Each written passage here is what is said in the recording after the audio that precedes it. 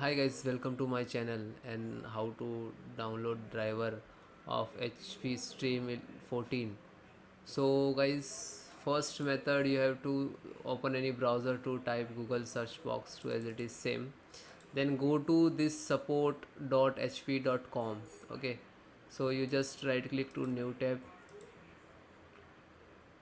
You can see your laptop.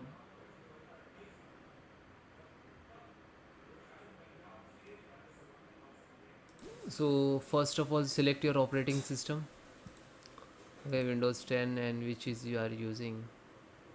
So this is your driver. So required only basic driver. First chipset. Okay, so first one install Intel, this one, select this. Then graphic card, select this. Then touchpad and only install touchpad. Okay, network, so Bluetooth, Wi-Fi. So require two driver. Okay, you can see which is you selected. You can just one click to download, just click, and after that one by one download all driver.